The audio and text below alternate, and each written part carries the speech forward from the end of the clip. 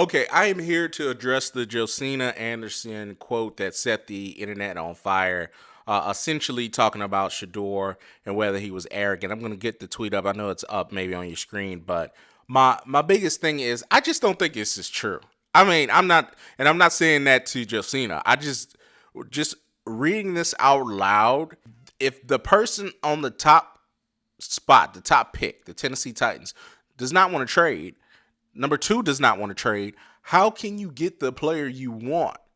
You have to use the media. And Josina is very well respected. She's had a bunch of relationships throughout the years with NBA, not excuse me, NFL players and NFL scouts and NFL personnel, general managers, so on and so forth. But they do know that they use the media to put out stories and narratives that they want. And I think this is what we're looking at. All right, she reads, I'm disappointed to hear that a quarterback's coach from a team drafting in the top 7 referred to Shedeur Sanders as coming off brash and arrogant in his team interview and making his assessment known to a number of people per source. Again, the New York Jets has a new administration. They just got Aaron Glenn as the head coach. I'm not quite sure who the quarterback's coach is just yet. So for that person to make that kind of comment being, not even year one, it's just really, really perplexing. All right. I'm purposely not naming the team as not to directly call the team out. I'm just sharing that this coach's personal assessment is the direct opposite from how Sanders came across to many reporters in his press conference with the media at the Combine. Sanders appeared to go out of his way to acknowledge multiple media members, regardless if they were recognizable or not. He seemed cordial, polite, witty, thoughtful, along with being confident, as many athletes are. Alternatively, these observations were distinctly different from how another quarterback prospect came off to some in the media last year in Indy. Don't know what that means. Okay, according to legal sources, said quarterback coach seems to have issues with the culture of athletes who have broad fame and financial success before entering the NFL, and in their opinions appear to have a problem with certain athletes. I'll leave that at that. I didn't like that paragraph whatsoever. I didn't. Like that part just is mind-boggling. I get that you want these kids to come in hungry. I do. Like I get it. But not every kid and every time, especially you're seeing more athletes' sons going into the NFL, it's not going to be like that, bro. They have different motivations. Money doesn't motivate them. They want to be great. They want to be legendary. All right. They want to be just as good or exceed what their dad did, their pops did. And Shedeur has, just from being in a quarterback position, has the absolute potential to have the richest contract in NFL history for a matter of time until somebody comes and breaks it. But that whole thing is something that's an actual badge of honor. It's a badge of honor for quarterbacks. I'm gonna give some comps later, like Jalen Hurts and Dak Prescott, to have the richest contract in NFL history, and they don't have the biggest arms. That speaks volumes, and I see that for Shedeur. The other thing is, have issue with the culture. Athletes who have broad fame and financial success before entering the NFL, in their opinions, appears to have a problem with certain athletes. I think that's added on. I don't know if that's necessarily encapsulates everything. I know Warren Sapp has gone on saying we're trying to find out who this quarterback's coach is. It's only 32 of them apparently, but I would not be surprised if he's chasing ghosts. Because again, I think there's a lot of selling clicks here. There's a lot of impression seeking here. But on the other end of it, there's a lot of gamesmanship here. The New York Jets have just moved on from Aaron Rodgers. If they drafted number 7 and they need a quarterback to fall, what do you think is going to happen? So, anyway, I'll read the last part of it. He's literally Deion Sanders' son, and despite growing up different from most, seem fairly grounded. Hopefully, any potential biases towards the culture are being checked at the door as not unduly impact stock and business. The modern day college athlete is evolving, as is the scale of business and opportunities surrounding them before entering professional leagues. Adaptation sounds necessary and not just for Sanders. All she's saying is NIL making these kids paid. Some of these kids, like, legitimately, if they go to a bigger school like an Alabama or a Texas, Ohio State, and they end up getting drafted in the 5th or 6th rounds, they're going to be taking a pay cut. They could literally be taking a pay cut based on who they are and how far they went down in the draft. So it's not going to be the same old, same old. Again, you're going to be dealing with kids that got money in their pocket, and staying in the NFL is not necessarily a motivation because they don't necessarily need the money. They want something a little bit bigger than that. They want their own legacy. They want their own on just to do well amongst their peers. There's just different things and different levers than all the old school traditional way of scouting, getting kids that are hungry, that won't question what you're doing. That has to adapt, and that's what she's saying there. But let's just move on. Move on to the real shit. If you don't think Shedeur's the top quarterback in this draft, you're absolutely bananas. Okay, absolutely just bat bleep. I'm sorry, there's just no way of saying this. He does not have the biggest arm. I've talked to some scouts. I get that. That's his biggest knock. I was really surprised on how short he measured. I really legitimately watching him play in person.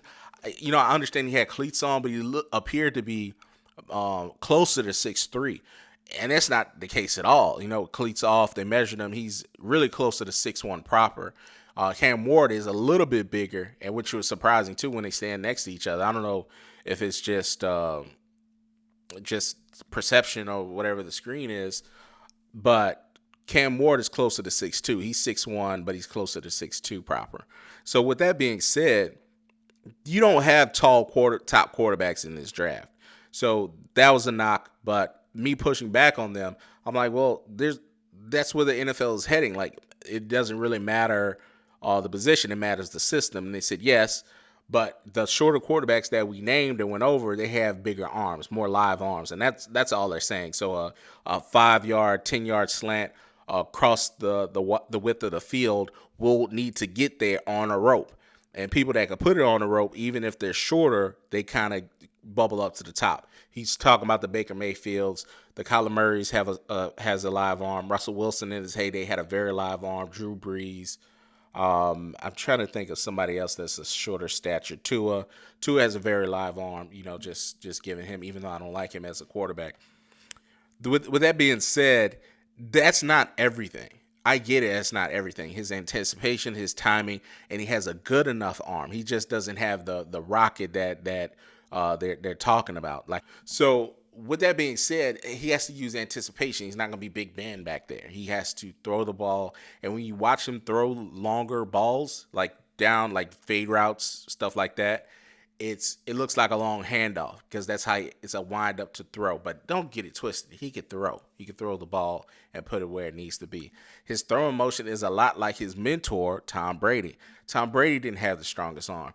Peyton Manning, when he won his second Super Bowl, didn't have the strongest arm at all. He didn't really have an arm. Dak Prescott, I named him earlier. Jalen Hurts. Jalen Hurts just won the freaking Super Bowl, and he does not have the strongest arm in the NFL. And just to go back to Dak, I've seen Dak play many, many times. If you've watched him throw deep, it's not always he doesn't drive the ball.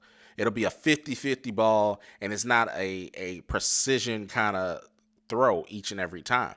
But that's okay. He still ended up being having the richest contract in NFL history at one time.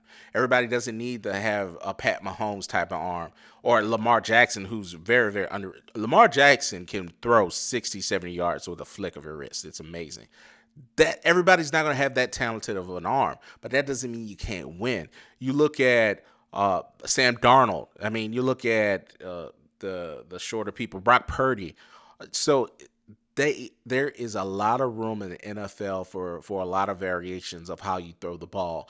And with that being said, you put on the tape when Shedeur has time, he's the most accurate college quarterback of all time.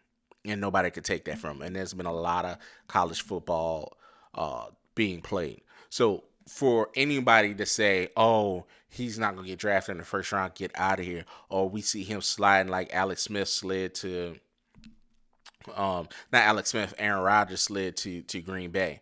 No. Please stop. Please chill. There's no way he's getting past the Jets, and there's no way he's getting past the Saints. So at the very least, at the very worst, it's like a top 10 pick, but I highly doubt that. Tennessee, I completely have a lot of faith from what I'm hearing. It's probably going to be traded, and they're going to trade down with somebody who wants to move up, and that just makes the most sense. I mean, depending on what they do in free agency, they said that my friend said that it depends on what they do in free agency, but for the most part, they fully expect them to make a small trade for somebody to go up to number one, and they'll select who they want. And I'm just saying, they're telling me it's probably going to be Travis. So I don't know. It's gonna be dope. That'll be dope to do, but we'll see what happens. So with that being said, I don't see Tennessee drafting Cam Ward based on. I've said this in a video before. He doesn't play on schedule. Brian Callahan's offense is a lot on schedule, so it would have to be a work in progress for them to take him. So I just don't see him being a fit. I mean, I guess if they traded down to 3 and he was there and they felt he was the best player, probably maybe. But I just don't see that going number one. But I do see them trading down and getting a defensive player or a offensive player like McMillan out of Arizona. With that being said, I fully expect Shedeur to be gone by in top 3 really. So it is what it is. Is the kid could play, and I don't know why they want to pick on him to do these narratives outside. They want him to slide, and if you want him to slide, okay, that's fine. You could try to believe that, but you're gonna miss out on a hell of a quarterback that's gonna come in that has maturity, that knows what is expected, and knows from day one I have to be the quarterback. I got to handle myself in a professional way, and I got to stand there and take some hits while I throw the ball. He's way more advanced than what people are saying. Cam Ward is too. And by the way, I don't want to disrespect Cam.